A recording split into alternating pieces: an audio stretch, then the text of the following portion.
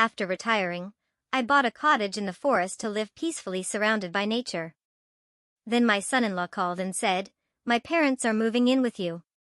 If you don't like it, come back to the city."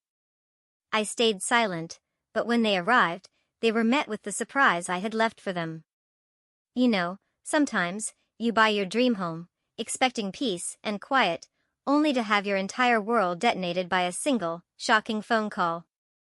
I thought I was finally free, but then my son-in-law dropped a bombshell that turned my serene retirement into an all-out war, and I had no idea just how deep the betrayal ran. What would you do when your own family tries to steal everything you've ever worked for? The keys in my hand felt heavier than they should have, even though they represented pure freedom. I stood in Rebecca Marsh's real estate office in Cody, Wyoming, holding them as she stapled documents I'd already forgotten. Outside, the harsh March wind was kicking up tumbleweeds, sending them skittering across the parking lot. Rebecca beamed, a smile like she'd just handed me the world. "Congratulations, Mr. Nelson," she chirped. "You're officially a property owner in Park County." And maybe she had handed me the world. That morning, a cashier's check for $185,000 had left my account. 40 years of overtime shifts, skipped vacations, packed lunches. For decades of my life, compressed into 6 figures, now converted into 800 square feet of timber and solitude, a solid 12 miles from anything resembling civilization. "Thank you," I managed, pocketing the keys. My fingers, surprisingly, were steadier than I expected as I shook her hand. The drive was everything I'd envisioned. West on Highway 14, then north onto roads that grew narrower with each turn. Pavement gave way to gravel, then gravel to dirt. My cell service dropped from 4 bars to 2, then just 1. I stopped at a tiny general store, grabbing coffee, bread, eggs, butter. The clerk, a kind-faced woman, asked if I was visiting. "Living," I corrected her, and she nodded, like I'd just imparted some profound wisdom. The final 2 miles climbed through a pine forest so thick the afternoon sun barely penetrated. Then, like a dream, the cabin appeared in its clearing. I pulled over and cut the engine. 4 elk, magnificent creatures, grazed about 50 yards from the porch. They raised their heads, studied my truck with calm eyes, then went back to eating. One flicked an ear at a fly. I just sat there for 5 minutes, watching them. No honking, no sirens, no voices bleeding through thin apartment walls. Just the wind through the pines and the distant rustle of wildlife. It was perfect. The cabin was exactly as the photos had promised. Weathered cedar logs, a green metal roof, a sturdy stone chimney. Small, yes, but undeniably mine. I unlocked the door and stepped inside. The air smelled of pine sap and old wood smoke, a scent that instantly felt like home. One main room with a kitchenette, a bedroom barely big enough for a double bed, a bathroom with a shower stall I'd probably have to enter sideways. "Perfect," I murmured. I unloaded the truck slowly, methodically.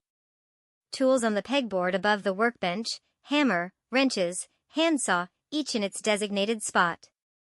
Books stacked on the shelf by subject, history, engineering manuals, 3 novels I'd been meaning to read for a decade. The coffee maker, positioned on the counter where the morning light would hit it first. Every single item placed with intention, creating order from the chaos of moving boxes. By the time I finished, the sun was lowering. I made coffee, too late in the day, I knew, but I didn't care, and carried it to the porch. The rocking chair I'd bought specifically for this moment creaked under my weight. The elk had moved deeper into the clearing. A hawk circled overhead, riding thermals in the vast Wyoming sky. Then, I called Beulah. "Dad." Her voice came through bright and immediate. "Are you there? Did you get it?" "Signed the papers this morning," I said, a smile spreading across my face. "I'm sitting on the porch right now, watching elk." "Oh, Dad, I'm so proud of you." The warmth in her tone made my chest tighten. "You earned this." 40 years, I sighed, sipping my coffee. 40 years I dreamed about mornings where I could just drink coffee and watch wildlife instead of highway traffic. You deserve every moment of peace, she said. There was a pause. Cornelius has been so stressed with work lately. Sometimes I forget what peaceful even looks like. Something in the way she said it made me pause. Everything okay? I asked, a knot forming in my stomach. Oh, fine. You know how it is. Middle management pressures? She laughed, but it sounded thin, almost brittle. When can I visit? Anytime, honey. You know that. We talked for another 10 minutes, her students, her garden plans, safe topics. When we hung up, I sat watching the sun paint the mountains orange and purple. The coffee had gone cold, but I drank it anyway, the warmth a small comfort against a growing unease. An hour later, the phone rang again. It was Cornelius. He didn't bother with hello. My parents lost their house, he stated, his voice flat, the same emotionless tone he used for conference calls. They're moving in with you for a couple months until they find a place. My hand tightened on the armrest of the rocking chair, knuckles instantly white. Wait, what? I stammered, disbelief warring with a flash of anger. Cornelius, I just bought this place. It's barely, for a couple months until they find something, he cut me off, his voice unwavering. I bought this place to be alone. I snapped, my calm evaporating. I spent my entire retirement on, then you should have stayed in Denver. His voice was pure ice. Friday morning. I'll text you their arrival time. The line went dead. I sat there, the phone still pressed to my ear, staring at the clearing where the elk had been. They'd moved on. Smart animals. My knuckles were white on the armrest. I forced myself to release it, flex my fingers. Breathe. Inside, I poured another coffee I didn't want and sat at the kitchen table. From my jacket pocket, I pulled out a small notepad and a pen, the kind of engineering pad I'd carried for 40 years, grid paper for sketches and calculations. I started writing. Not emotional venting, no. That wasn't my way. Instead, I wrote questions, timeline estimates, resource assessments. My mind, trained for decades in structural problem solving, was already at work. The cabin keys sat on the table beside my notepad. An hour ago, they'd meant freedom. Now, they meant something else entirely. I picked them up, felt their weight, then set them down with deliberate care. 40 years I'd been the reasonable one, the peacemaker, the man who swallowed inconvenience to keep family peace. Not anymore. Dawn came through the kitchen windows and found me still at the table. Empty coffee cups formed a semicircle around my notepad, which was now dense with lists, diagrams, questions written and rewritten. I hadn't slept, didn't need to. My mind felt sharp, focused, crystalline, operating on something cleaner than rest. I made fresh coffee and studied my notes. Then I cleaned up, loaded my truck, and drove back to Cody. The war had begun, and I was going to be ready. The Yellowstone National Park Ranger Station was a modern building, designed to blend with the landscape, 20 minutes west of Cody. Inside, educational displays showed wolf packs, bear territories, elk migration patterns. A ranger, maybe 40, with the weathered face of someone who spent more time outdoors than in, looked up from his desk. Help you? I just moved up from Denver, I said, carefully cultivating a slight nervousness in my voice. Bought a place off County Road 14. Beautiful area, he smiled, as expected. You'll want to be careful with food storage. Lots of bear activity come spring. What about wolves? I asked, a hint of innocent curiosity. I've heard they're back in the region. Reintroduction's been successful. He stood and moved to a wall map, pointing to areas marked with colored pins. They're usually shy, but they've got an incredible sense of smell.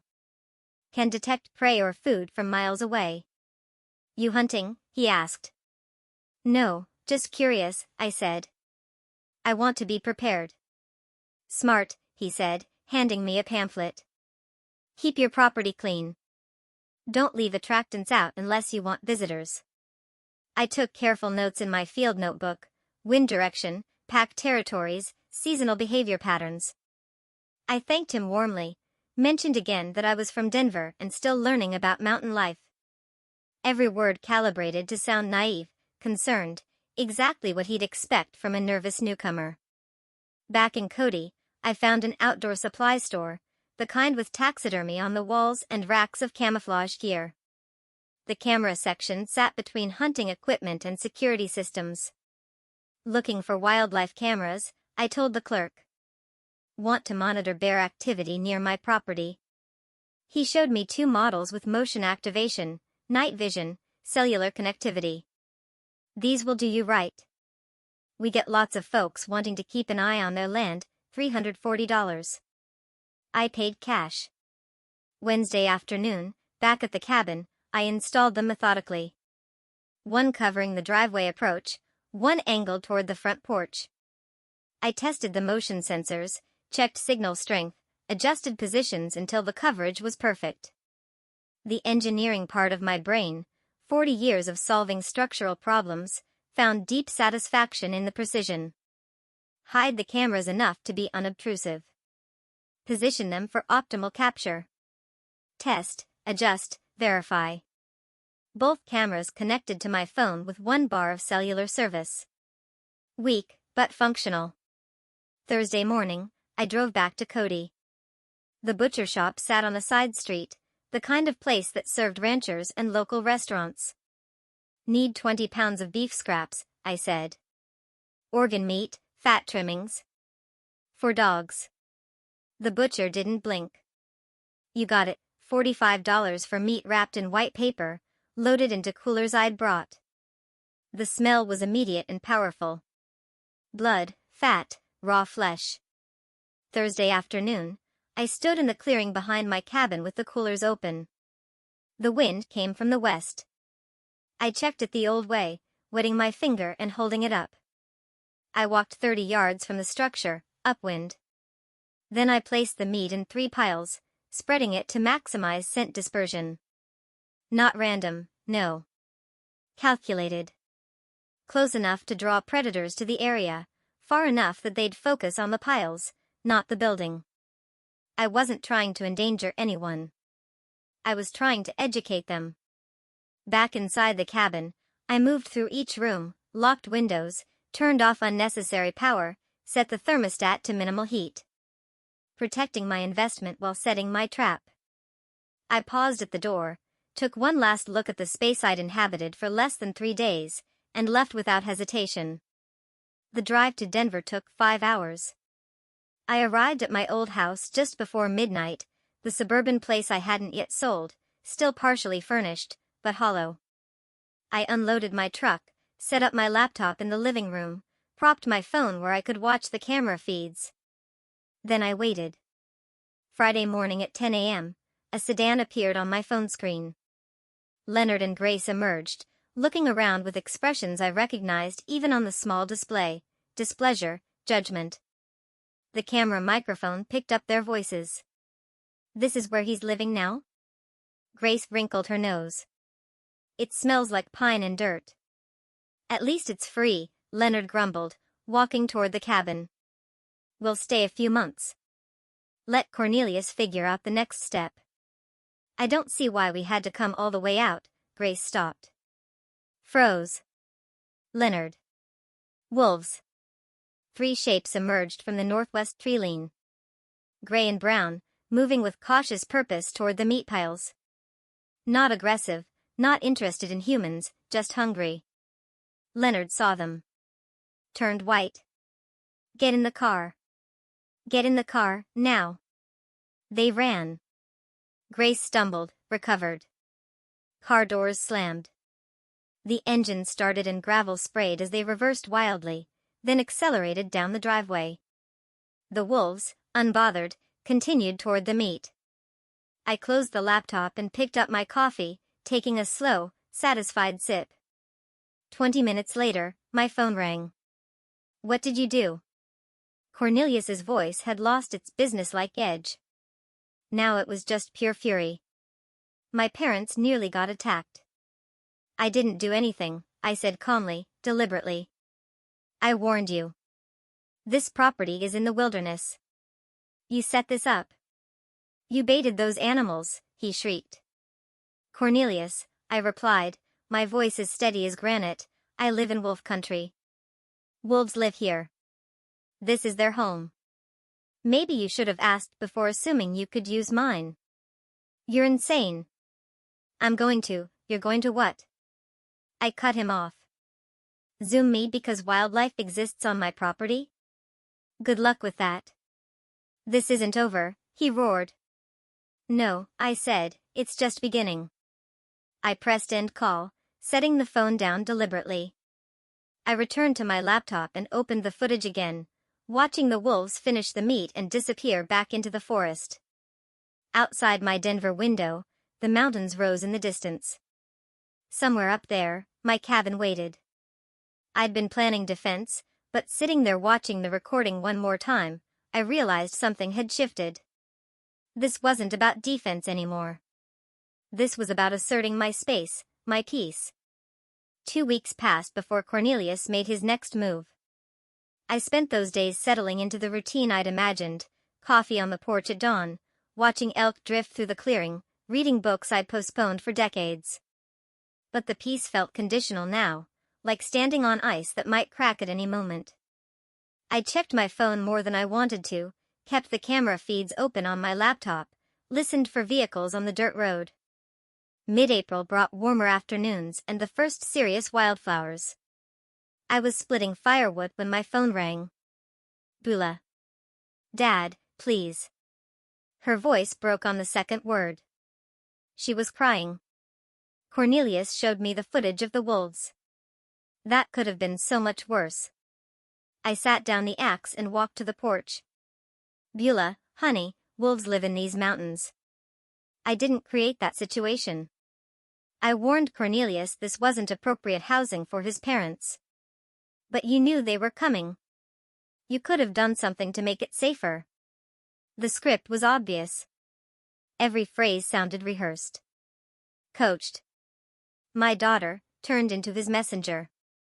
I bought this property for solitude, I said, keeping my voice level, though a cold anger was beginning to stir within me. No one asked if I was willing to host guests. But I'm willing to meet with Leonard and Grace to discuss options. You are? Hope flooded her tone, almost painfully naive. Really? I'll meet them in town. Neutral ground. We'll talk.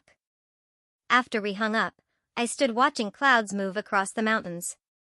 She genuinely believed she was helping. That made it worse. 2 days later, I drove to Cody for the meeting. I'd spent both evenings preparing, researching comparable rental prices for rural Wyoming properties, printing 3 copies of a standard short-term rental agreement, reviewing property law basics. I practiced my presentation in the truck mirror that morning, testing different phrasings until I found the right balance, firm but not hostile, clear but not cold. The Grizzly Peak Cafe sat on Main Street, small, local, wooden tables, landscape photographs on the walls, large windows facing the morning foot traffic. I arrived 15 minutes early and chose my position carefully, a table near the window, back to the wall, clear view of the entrance, and within range of the security camera I'd spotted above the register. I ordered black coffee and waited. Leonard and Grace arrived exactly on time. Cornelius must have driven them, probably parked nearby, coaching them on what to say. They walked in without ordering anything, sat down across from me like I'd summoned them to court. Hello, Leonard. Grace. Would you like coffee? Leonard ignored the question. Ray, this has gone on long enough. We need those keys today. We're not here for coffee, Grace added, her voice sharp. We're here because family is supposed to help family. I pulled the rental agreement from my folder and slid it across the table. The paper made a soft sound against the wood. I aligned it perfectly with the table edge and tapped it once with my index finger. I agree. Which is why I prepared a proposal. Leonard glanced down, then back up, his face reddening. A rental agreement? You're charging us rent?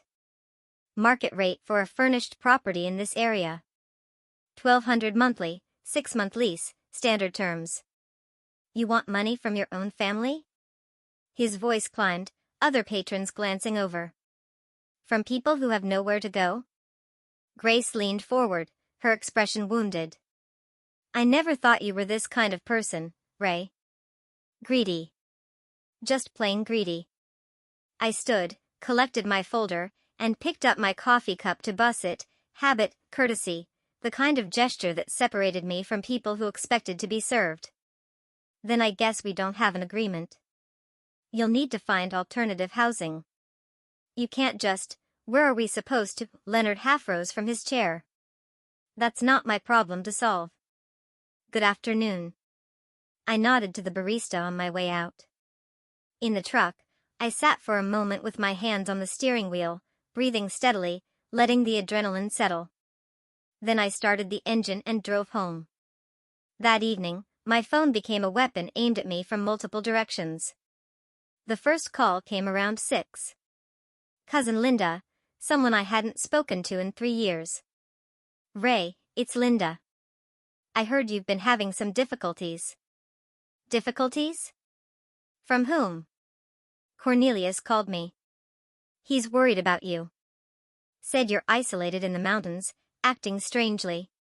The strategy revealed itself completely. He was building a narrative, planting seeds with every family member he could reach. Linda, I'm fine. I retired to Wyoming.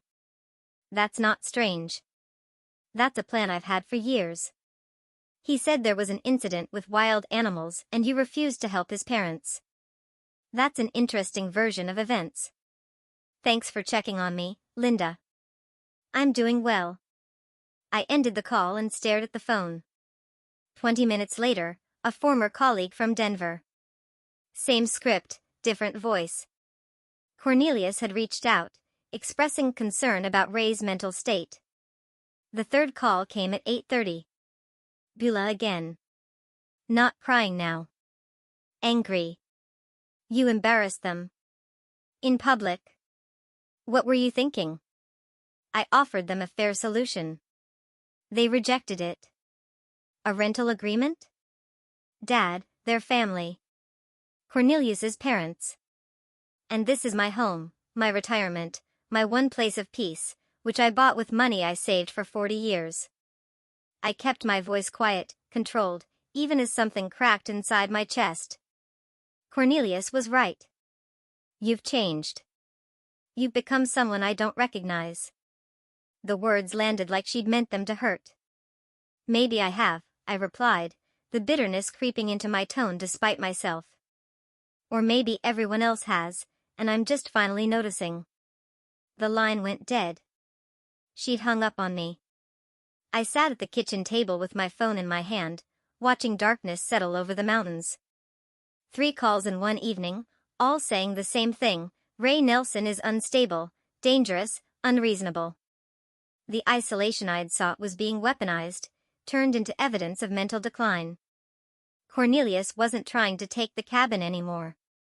He was trying to destroy my credibility first, make me seem incompetent, turn the family against me so no one would believe my version of events. Classic strategy: isolate the target, control the narrative, strike when they're defenseless. I opened my laptop and began typing. Mr. David Thornton, attorney at law. I sent the email at 9:47 that night. Careful words, factual language, no emotion bleeding through. I needed legal advice regarding family pressure over property ownership, potential claims, asset protection. I included the basics: my age, property value, family situation, and 3 specific questions about elder law and estate planning. Then I poured myself bourbon. 1 glass, 2 fingers, no ice. I wasn't a heavy drinker, but tonight warranted it. The porch was cold for April, but I sat out there anyway, watching stars emerge over the mountains. Somewhere down there, Cornelius was planning his next move. I intended to be several steps ahead. Morning came with an email waiting. David Thornton had responded at 7:15. He could meet Thursday afternoon at his office in Cody. Fee structure, $350 per hour. I confirmed the appointment immediately. For the next 3 days, I organized documentation. My engineering background served me well. Everything labeled, dated, cross-referenced. Property deed in one folder, purchase documents in another, family tree diagram showing relationships, a written timeline of events starting with Cornelius's first call, transcripts of key phone conversations from my detailed notes, printouts of the rental agreement Leonard had rejected. By Thursday morning, I had a leather portfolio case packed with evidence that could build a case as solid as any foundation I'd ever engineered. Wednesday evening, my phone rang. Bula. Her voice sounded thin, exhausted. I'm sorry I yelled at you after the coffee shop thing. I'm exhausted. I understand, honey. This has been hard on everyone. Cornelius is so stressed, she continued, her voice trailing off. He's been trying to help his parents ever since Leonard lost all that money. I went very still. Lost money? What happened? Oh, you didn't know? Leonard was playing poker online. Lost $47,000 over 6 months. That's why they lost the house. It was mortgaged for gambling debts. $47,000. The number hung in the air like smoke. That's a substantial amount. No wonder Cornelius has been under pressure. Yeah. And he keeps talking about solutions, about how if we could just, I don't know, reorganize family assets. She was talking faster now, stress overriding caution. He mentioned something about putting your cabin in a family trust so it could benefit everyone eventually, for your estate planning, you know?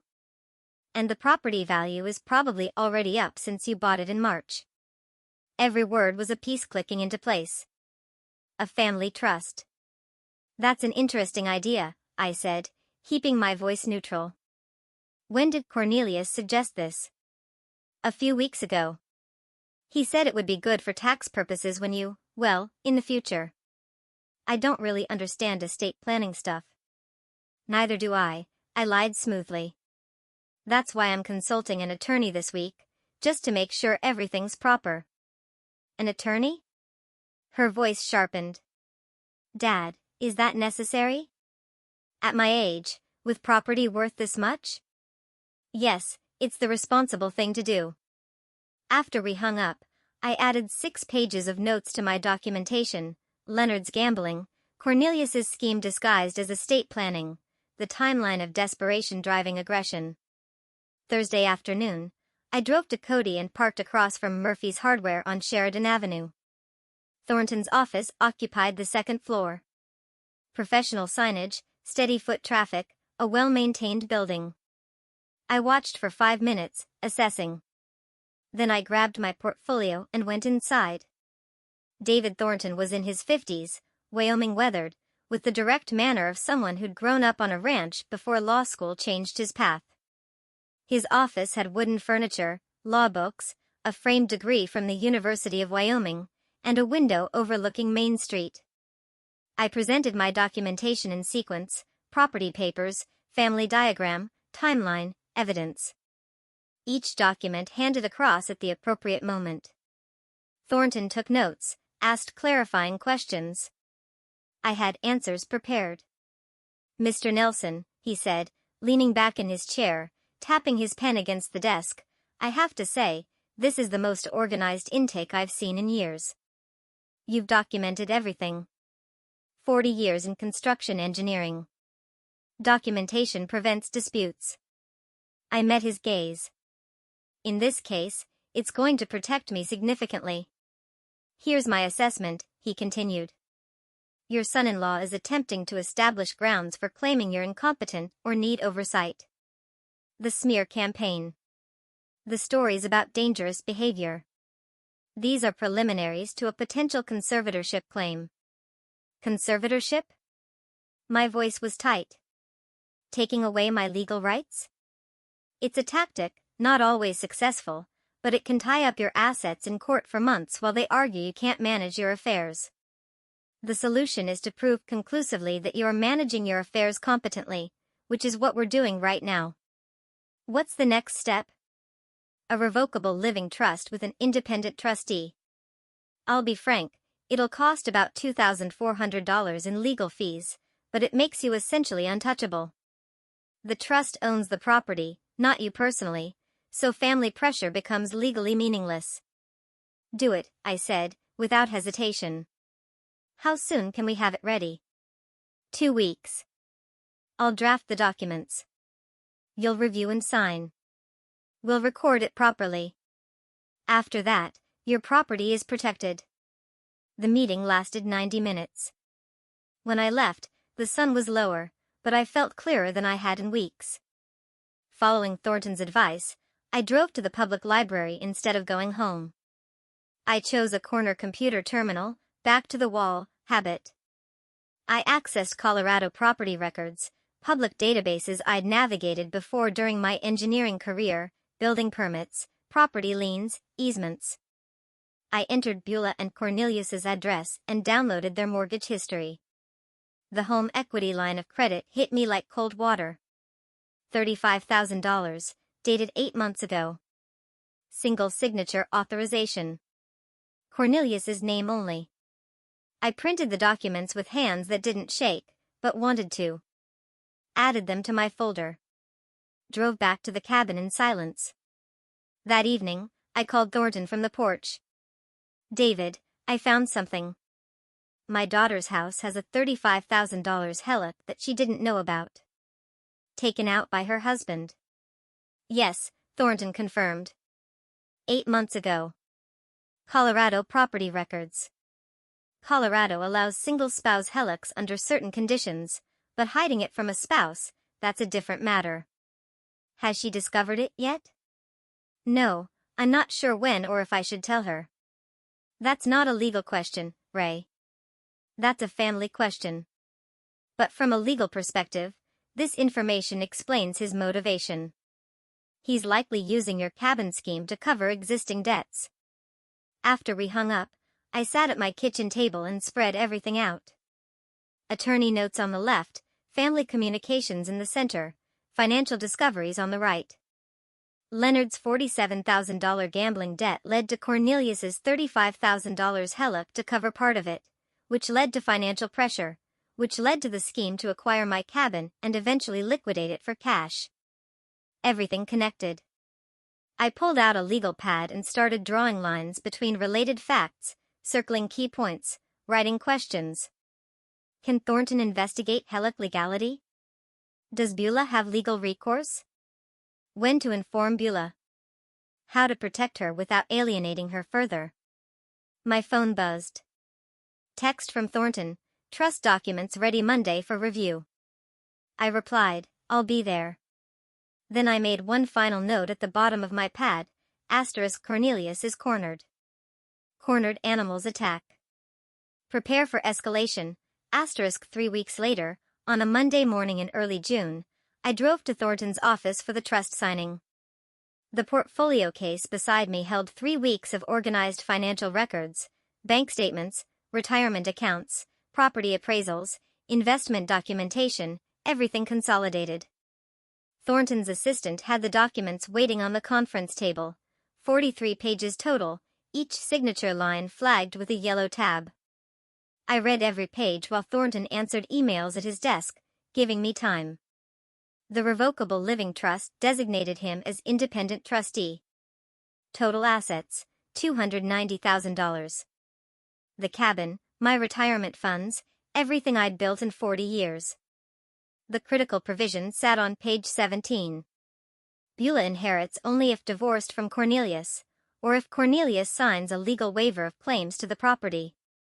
This provision here, Thornton said, joining me at the table, the conditional inheritance for Beulah. You understand this might create family conflict. The conflict already exists, I replied, my voice calm but firm. This just protects her from being exploited through my property. If Cornelius discovers this trust structure, he'll likely react aggressively. Let him, I said, meeting his gaze. Everything here is legal. He has no grounds for challenge. Thornton's expression was knowing. Legal grounds and family drama are different things. Are you prepared for him to escalate? I've been preparing since March. That's why we're sitting here. He smiled slightly. Fair enough. Let's execute these documents. My signature was steady on every page. The notary, Thornton's assistant, professional and efficient, applied her seal with practiced precision. The sound it made was deeply satisfying. Structural integrity, legal edition. I wrote a check for $2,400 and left with copies of everything in a sealed envelope. The rest of that week, I worked through my financial institutions methodically. Each phone call followed the same pattern. Identify myself. Request beneficiary change forms. Explain the trust structure. Confirm documentation. Mr. Nelson, I have your beneficiary change request.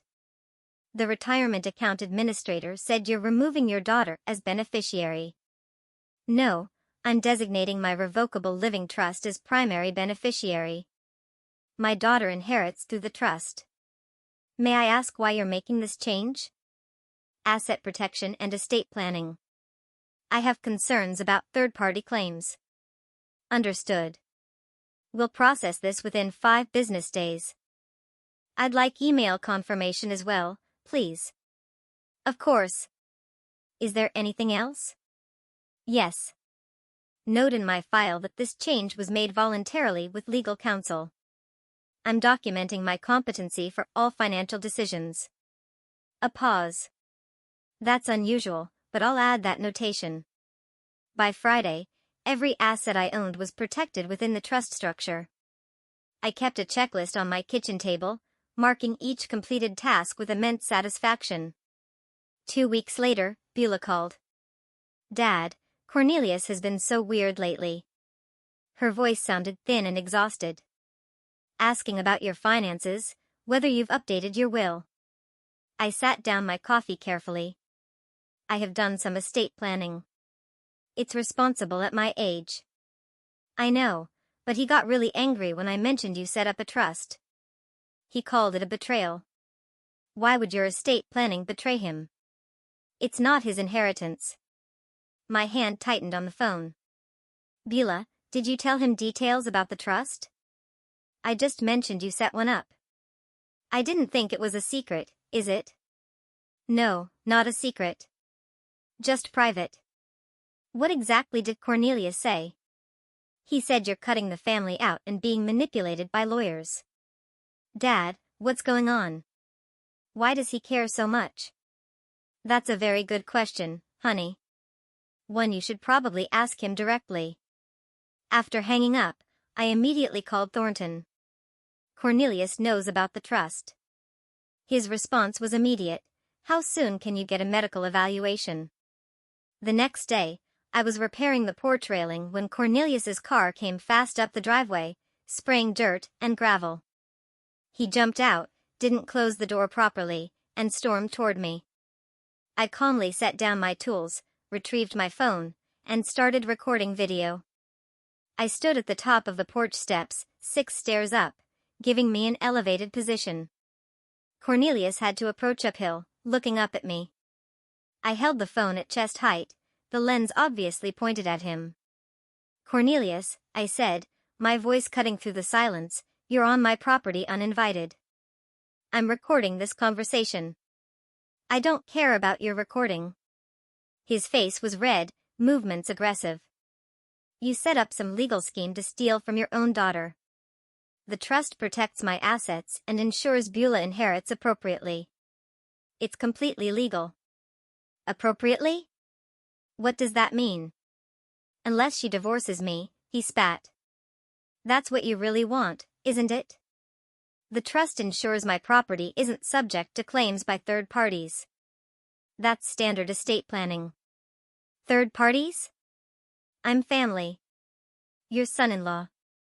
You're my daughter's husband. His voice climbed higher, a desperate, angry shriek. You have no legal claim to my property. The trust simply formalizes that reality. We'll see about that, he raged.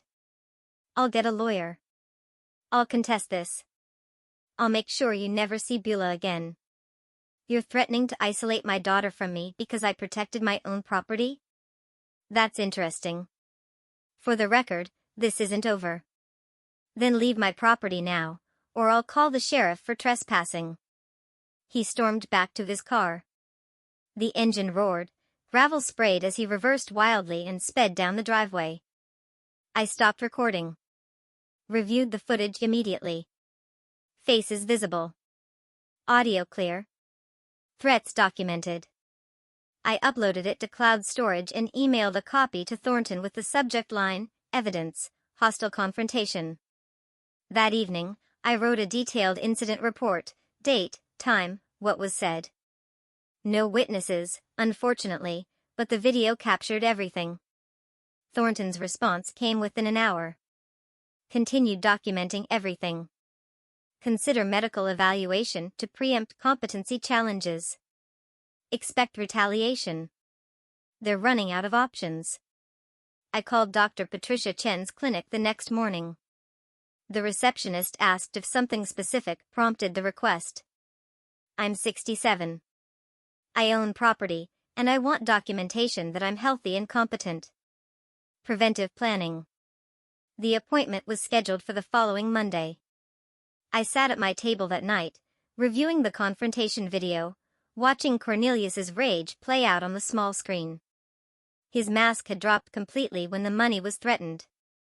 Every word recorded, every threat documented. My phone buzzed. Email from Thornton, good thinking on medical eval. They'll likely try Adult Protective Services next. Standard playbook for these situations. Stay ahead of them. I typed back, already scheduled. Appointment next week. Before closing the laptop, I looked at the framed photo of young Beulah on the mantel. 8 years old, missing her front teeth, laughing at something I'd said. I wondered how much collateral damage this war would create before it ended. Monday morning found me at Dr. Chen's clinic 15 minutes early. The medical building was modern, single-story, efficient. I filled out paperwork, requesting copies of all test results and assessments. When Dr. Chen called me back, I explained directly, I'm 67, own property, and want baseline medical documentation proving my physical and mental competency. She was a sharp woman in her 50s with the weathered competence of someone who'd practiced rural medicine for decades. Her expression showed understanding. I see. Unfortunately, I've encountered situations like this before. Adult children sometimes challenge parents' competency to gain control of assets. That's exactly what I'm preventing. Can you provide a detailed written assessment? Absolutely. I'll conduct comprehensive cognitive testing and provide a formal letter for legal purposes. Correct. I want documentation that can stand up in court if necessary. Then let's be thorough. The examination took 90 minutes. Blood pressure, blood work, then cognitive testing, mini mental state examination, clock drawing, memory recall exercises. She asked me to draw a clock showing 3:15. I drew it precisely. She asked me to remember 3 words, apple, table, penny, and recall them after 5 minutes. I remembered all 3. She asked me to count backward from 100 by sevens. I did so accurately. When finished, Dr. Chen typed notes at her computer, then printed a letter on clinic letterhead. Mr. Ray Nelson is mentally competent, physically healthy, fully capable of managing his own affairs and making independent decisions regarding his property and finances. Patient alert, oriented, cognitively intact. No signs of dementia, confusion, or diminished capacity. She signed it, applied the clinic stamp, handed me both the letter and copies of all test results. $240 for the extended evaluation. I paid by credit card, noting the transaction carefully for my records. 2 days later, I was in my workshop shed, organizing tools, when an unfamiliar sedan pulled up. A professional-looking woman in her 40s emerged, carrying a tablet and an official folder. "Mr. Nelson, I'm Margaret Willows from Adult Protective Services. I'm here regarding a complaint filed about your welfare." The flash of anger was immediate, hot in my chest, but I kept my expression neutral. "A complaint by whom?" "I can't disclose that during my initial assessment." "May I come in?" "Of course." "Would you like coffee?" "No, thank you. This is a standard welfare check." I led her inside. Door held open. Transparency. "I should tell you up front, I'm involved in a property dispute with family members. I suspect this complaint is part of that conflict, not genuine concern about my welfare." "I appreciate your honesty," Margaret replied, her voice calm and even. "I'll conduct my assessment objectively. If the complaint is unfounded, I'll document that." Margaret walked through the cabin with her tablet, documenting everything. The kitchen was clean, organized, bills paid and filed systematically. Refrigerator stocked with fresh food, bathroom tidy, bedroom orderly, no safety hazards, no signs of neglect or confusion. "Do you have any difficulty managing daily tasks? Cooking, cleaning, paying bills?" "No difficulty at all. I've lived alone since retiring. I manage everything independently." "The complaint mentions concerns about your mental state. Have you experienced memory problems, confusion, or difficulty making decisions?" I retrieved the folder from my desk. "I had a comprehensive medical evaluation 2 days ago specifically to address this concern." She read Dr. Chen's assessment carefully. "This is very thorough and recent. Most people in your situation don't have current medical documentation. I anticipated false allegations. I wanted evidence ready." "That's quite strategic thinking, Mr. Nelson. 40 years as an engineer. I believe in planning ahead." I also provided recent bank statements showing responsible financial management and copies of my trust documents proving sophisticated estate planning. Margaret took extensive notes. Her professional demeanor remained neutral, but I recognized the pattern in her questions. She'd seen this before. Family exploitation disguised as concern. 3 days later, Attorney Thornton obtained copies of the official complaint through legal channels. I read it at my kitchen table, slowly, completely, multiple times. Cornelius and Leonard had signed as co-complainants. The allegations were specific and completely false. Claim Ray threatened family members with weapons. False. I've never owned firearms. Claim exhibits paranoid behavior, including security cameras everywhere. The cameras exist for legitimate property protection after actual threats. Claim refuses medical care. False. I just completed a comprehensive evaluation. Claim struggles with basic tasks and makes irrational financial decisions. The trust was sophisticated planning, not irrational. Grace provided a supporting statement claiming I endangered them with wild animals. The wolf incident from March now twisted into evidence of incompetence. The complaint requested mandatory psychiatric evaluation and possible conservatorship proceedings. My jaw tightened as I read. My knuckles went white, gripping the pages. They weren't just attacking my property anymore. They were attacking my autonomy, my competency, my freedom. This was war.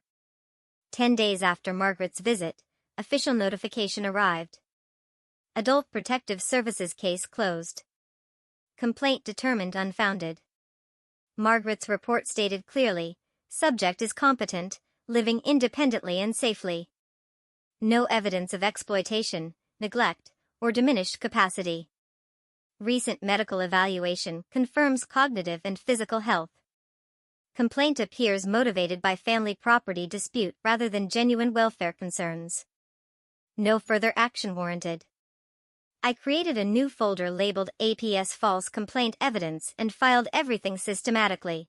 The original complaint with false allegations, Margaret's assessment report, the case closure letter, my medical evaluation, photographs of my well-maintained cabin, my written rebuttal to each false claim with supporting evidence. The folder joined the growing collection on my shelf. I was building a comprehensive case file. My phone rang. It was Thornton. "Ray, I found something. Leonard and Grace have been using your cabin address for something. Public records show mail being sent there in their names. This could be mail fraud or identity theft. We need to investigate immediately." I looked out the window at the mailbox by the road. I hadn't thought to check for mail addressed to people who don't live here. I'm heading there now. I grabbed my truck keys, wondering what else I was about to discover. I drove down the long driveway to the mailbox. A quarter-mile of dirt road, dust rising behind the truck in the late afternoon heat. August in Wyoming made the air shimmer above the ground. The mailbox was standard aluminum on a weathered post, surrounded by tall grass. I pulled on gloves before opening it. Didn't want my fingerprints on mail that wasn't mine. 3 envelopes, all addressed to Leonard Harrison or Grace Harrison at my cabin address, Wyoming Department of Family Services, First Mountain Credit Union, Social Security Administration. I photographed each envelope carefully with my phone, front, back, postmarks visible, dates clear. Then I placed them in a plastic evidence bag I'd brought specifically for this purpose and drove back to the cabin. Thornton answered on the first ring.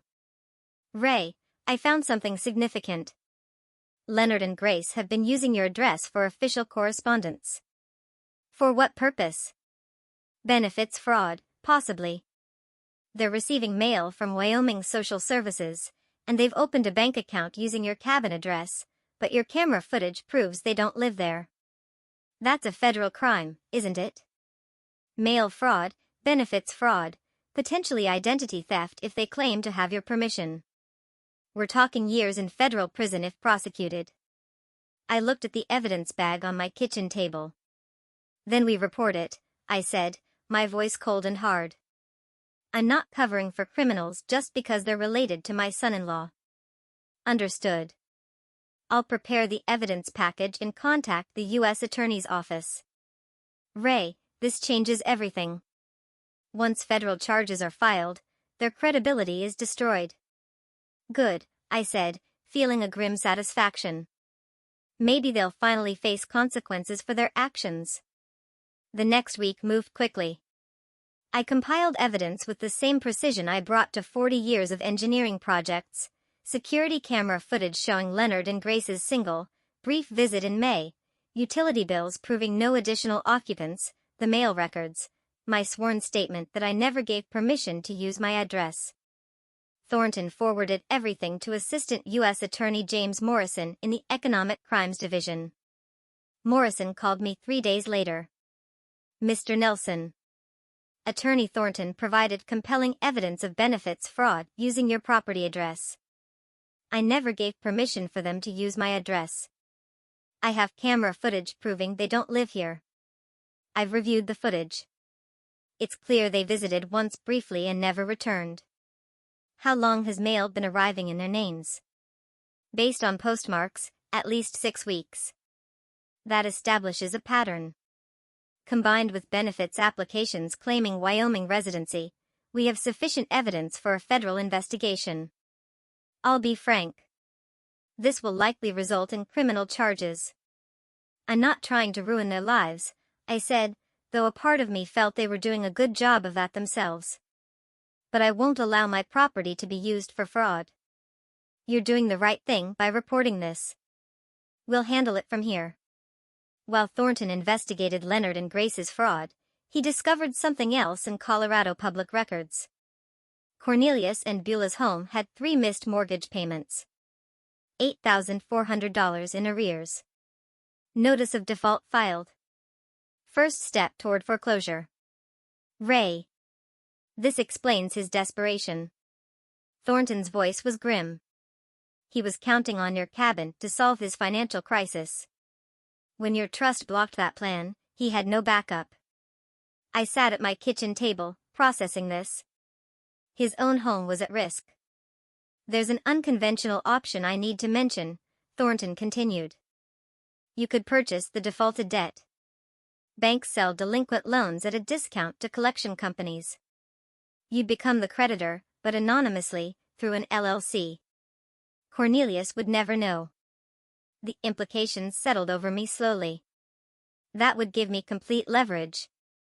Yes, but it's also ethically complex. You'd control whether your daughter keeps her home. Let me think about it. I walked my property that evening, circling the cabin, following the tree line, considering. If I bought the debt, I'd control Cornelius's future. That was power I'd never wanted. But if the bank foreclosed, Beulah would lose her home. She was innocent in all this. The next morning, I called Thornton. Do it. Buy the debt. But Beulah can't know yet. Not until I can explain everything. The transaction took a week. $31,000 from my savings to an intermediary firm which purchased the debt and created Mountain Holdings LLC with me as beneficial owner. Cornelius received notification that his loan had been sold, but no information about the new creditor.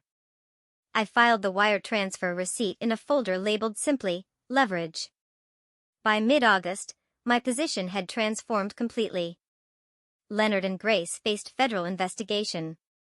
Cornelius's mortgage debt was secretly under my control. Every manipulation attempt was documented. My own property and assets were legally untouchable. But I felt no triumph, just weariness. This was supposed to be peaceful retirement. Instead, it had become warfare where my opponents forced me to fight back. I sat on my porch at sunset. The evidence folders stacked beside me. I made my decision. Beulah deserved to know the truth. All of it. She deserved to understand what her husband had done.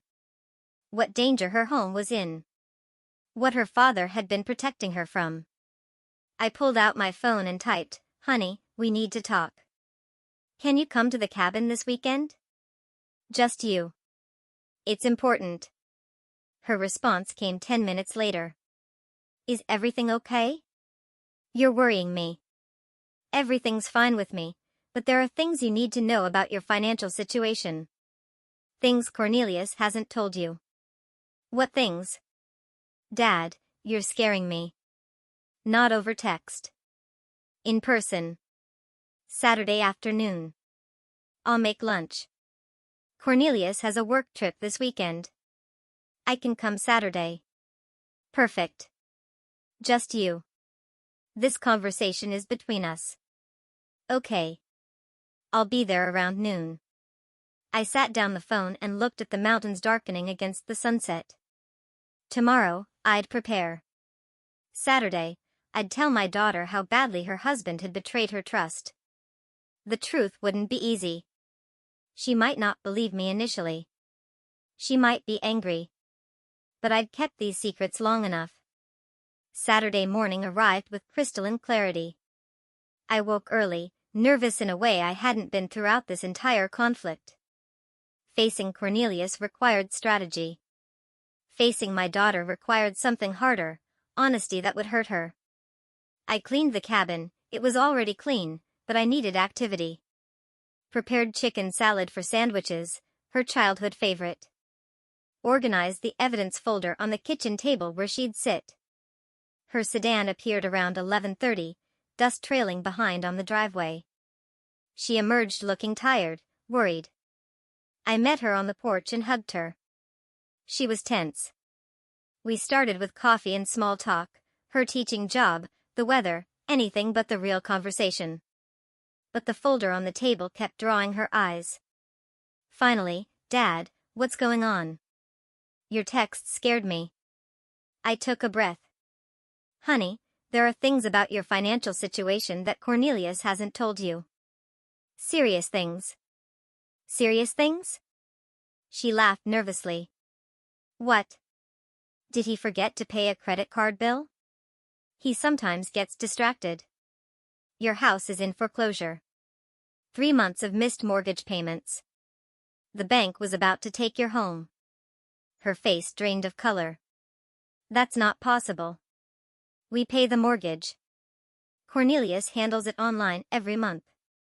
That's what he told you. Here's what actually happened. I slid the notice of default across the table. She read it slowly, her hands beginning to shake. This says the loan was sold to Mountain Holdings, LLC. Who is that? That's me. Well, technically, a company I own through my attorney. I bought your debt from the bank. You bought our mortgage? Shock transformed her expression. Why would you? How can you even? What does that mean? It means instead of the bank foreclosing and you losing your home, I control the debt. You and Cornelius owe me now, not the bank. She stood abruptly, emotion rising. This is insane. Why didn't you just tell me the mortgage was behind? Would you have believed me? Or would Cornelius have explained it away? I needed leverage to protect you from what's coming next. I let that settle, then continued. There's more. 8 months ago, Cornelius took out a home equity line of credit for $35,000 against your house. That's not true. We'd both have to sign for that. I slid the HELOC documents across. In Colorado, under certain circumstances, one spouse can secure a HELOC. Here's his signature. Where's yours? She examined the papers, hands shaking badly now. I never signed this. I've never even seen this paperwork. $35,000. Where did it go? Best guess? Covering some of Leonard's gambling debts. Remember you told me Leonard lost $47,000 in online poker? Cornelius was trying to fix his father's problem, using our house as collateral without telling me. Yes. And when that wasn't enough, when my cabin scheme failed and he couldn't get more money, he simply stopped paying your mortgage. I suggested we eat. She initially refused. How can you think about food right now? But I insisted gently. We needed a break before the next revelations. The sandwiches tasted like dust, but we ate anyway. Afterward, I showed her the rest systematically. Chronologically. The recording of Cornelius's threatening confrontation on my porch. The APS false complaint where he tried to have me declared incompetent. Leonard and Grace's federal mail fraud using my address. Each piece of evidence carefully presented with dates and context. She listened, initially defensive. Cornelius wouldn't do that. Then doubtful. Are you sure these documents are real? Finally, as the evidence became overwhelming, devastated. When I showed her the APS complaint where her husband tried to have her father's legal rights taken away, she broke. Not gentle tears, but wrenching sobs that shook her shoulders. I let her cry, didn't offer platitudes, just sat present. When she could speak, it was through tears. How long have you known? Pieces since May. Everything since July. She looked at me with a hurt, angry gaze. Months? You've known for months that my marriage is a lie, that I'm in financial danger, and you didn't tell me? I met her eyes. If I told you in May with no proof, would you have believed me? Or would Cornelius have convinced you I was paranoid, vindictive, exactly what he was already saying? Her voice dropped, quieter, knowing I was right. I don't know. Probably not. That's why I waited. That's why I gathered evidence so you'd know the truth was real, not just your father's opinion. I refilled her coffee, pushed the sugar bowl toward her. She liked it very sweet when stressed. A detail from childhood. Eventually, I had to present the choice. You have a decision to make, and you need to make it soon. What decision? Stay with Cornelius, or leave him. I won't make that choice for you. How can I possibly decide that right now? She wailed. You have until the end of August. That's about a week, because federal agents are going to arrest Leonard and Grace within 2 weeks for fraud. When that happens, everything becomes public. Cornelius will be questioned. Your marriage will be news in a town small enough that everyone knows everyone. She was overwhelmed. This is too much. I can't think. If you leave Cornelius, file for divorce. Protect yourself legally. I'll forgive the mortgage debt on your house. You'll own it free and clear. I will help you rebuild. You're bribing me to leave my husband. I'm offering you a lifeline. Whether you take it is your choice, but understand, if you stay with him, I can't protect you from what's coming. Hours later, she gathered her things, exhausted. I walked her to her car, carrying a folder of document copies. Before getting in, she turned. Did you ever think about what this would do to me, knowing all this? Every single day since I found out, I replied, my voice hoarse. That's why I built such a strong case. So you'd know I wasn't exaggerating. I don't know if I can forgive you for waiting so long. I understand. But I'd rather have you angry at me for waiting than destroyed because you didn't know in time to protect yourself. I need time to think. You have a week. After that, everything moves forward with you or without you. She looked at me with exhausted eyes. I don't know who to trust anymore. Trust the documents. They don't lie. People do. She drove away without looking back. I stood in the driveway, watching until her car disappeared, wondering if I'd just lost my daughter or saved her. 5 days later, Wednesday morning, I was drinking coffee on the porch when my phone rang. Thornton. Ray, it's happening now. Federal agents are executing arrest warrants for Leonard and Grace in Colorado. Thought you should know. I sat down my coffee carefully, not celebrating, just acknowledging. Thank you for telling me. An hour passed. Then my phone rang again. Bula. Her voice shaken. Dad. Cornelius just got a call. His parents were arrested by federal agents. Something about fraud. Were you involved in this? I took a breath. I reported crimes to the proper authorities.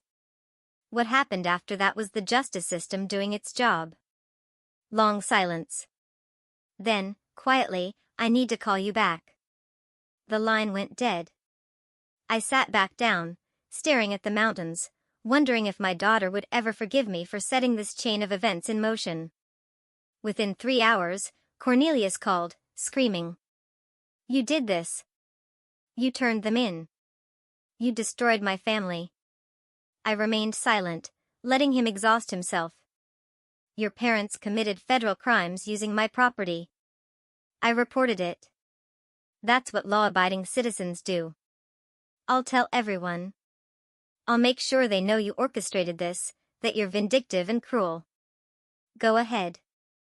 I have documentation of every crime they committed. My attorney will be happy to share it publicly. Thornton had driven to my cabin specifically for this moment. I handed him the phone. Mr. Harrison, this is David Thornton, legal counsel for Ray Nelson. His voice was professional, measured, final.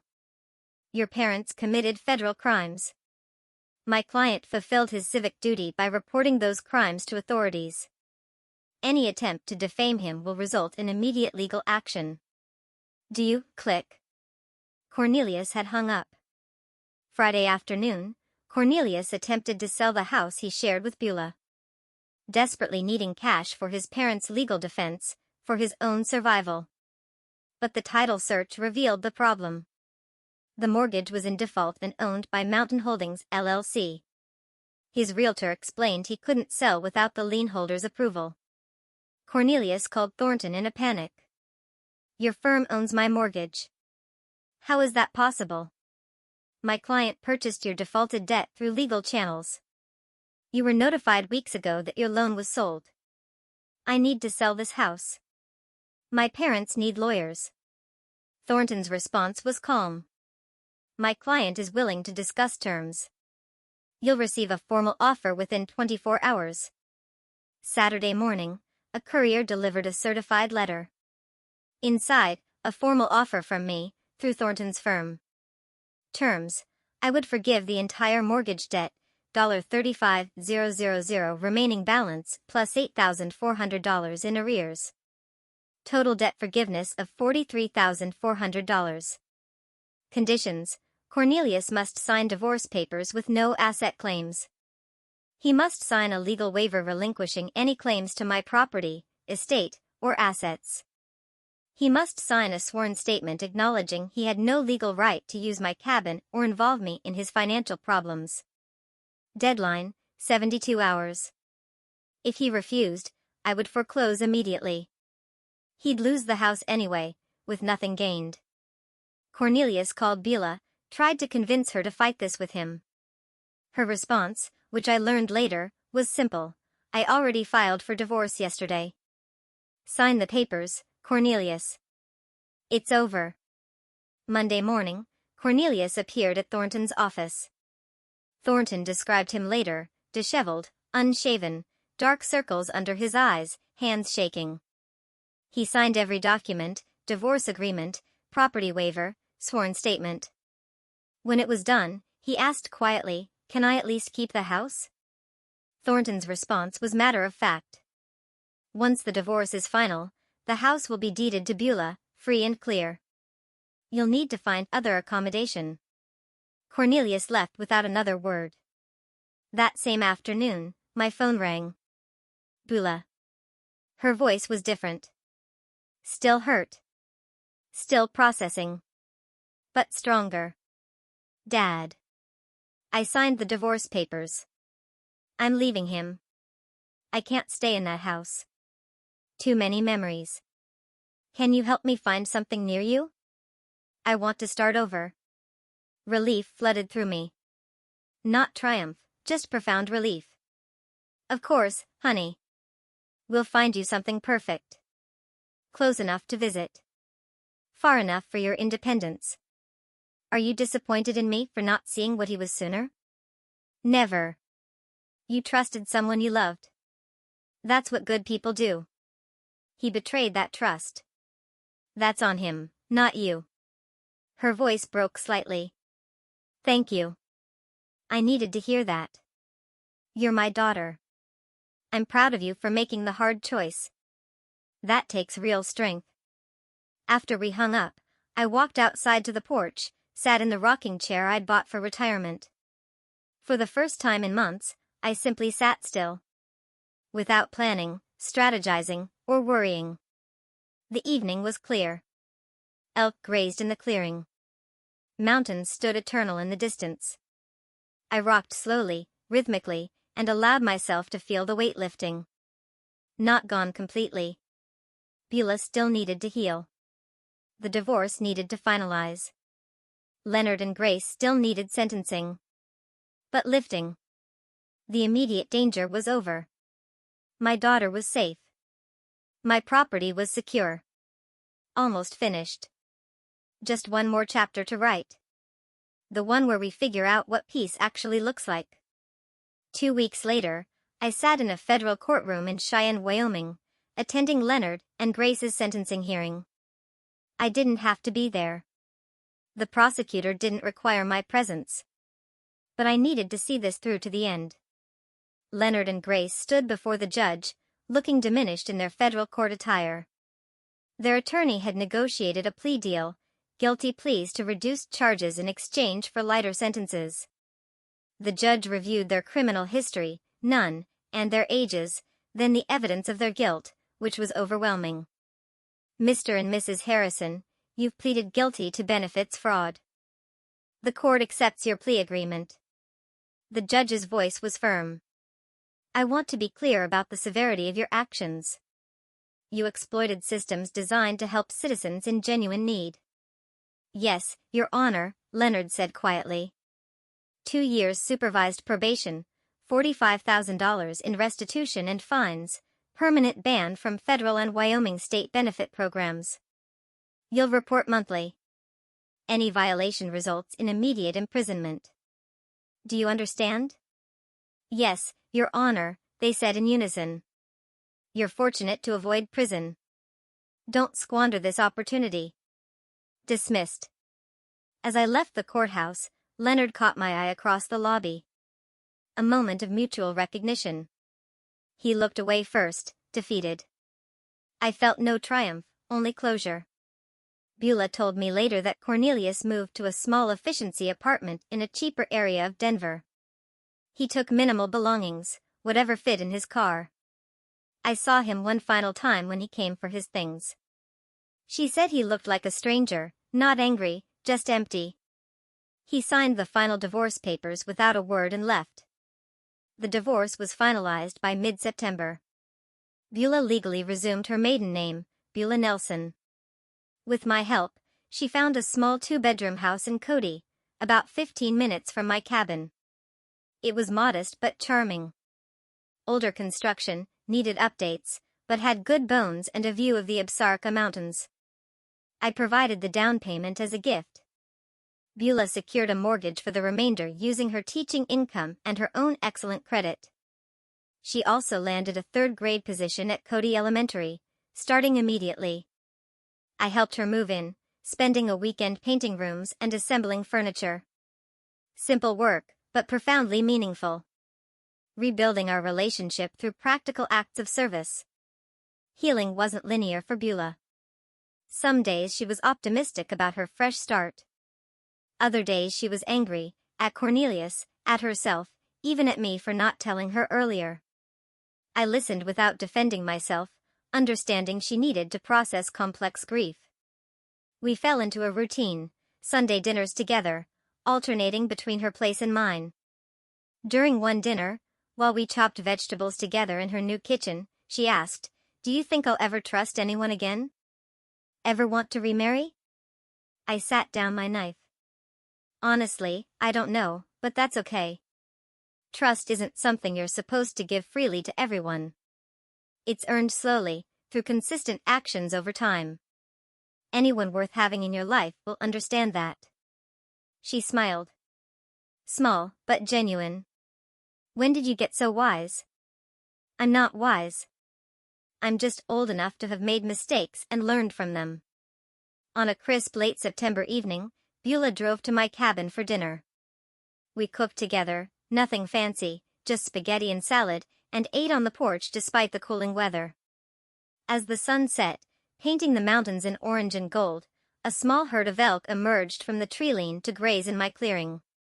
We sat in matching rocking chairs, I'd bought a second one after she moved nearby, and watched in comfortable silence. Then Beulah said quietly, "Thank you, Dad. For everything. For fighting for me, even when I didn't understand it, for being patient while I figured things out." Emotion tightened my throat. "You don't need to thank me. You're my daughter. I'll always fight for you." "I know, but I want to." "You could have walked away, protected just yourself." "You didn't. That was never an option. Family means we protect each other, even when it's hard. I'm sorry I didn't believe you sooner. Don't apologize for being loyal to your marriage. That speaks well of you." She smiled. Genuinely smiled for the first time in months. "Look at that big bull elk. He's magnificent." "That's my favorite," I said, smiling back. "I see him almost every evening." "Welcome to the neighborhood, honey. You'll get to know all the regular visitors." "I already love it here. This feels like home." "It is home," I confirmed, "for both of us now." Later, after Beulah drove away, I remained on the porch, rocking slowly, watching the last light fade from the sky. I thought back to March, buying this cabin, filled with hope for peaceful retirement, then having that peace threatened by Cornelius's ultimatum. The journey from March to September felt like years, but I navigated it without losing myself, without becoming cruel, without abandoning my values. I protected what mattered, using law and strategy instead of retaliation and anger.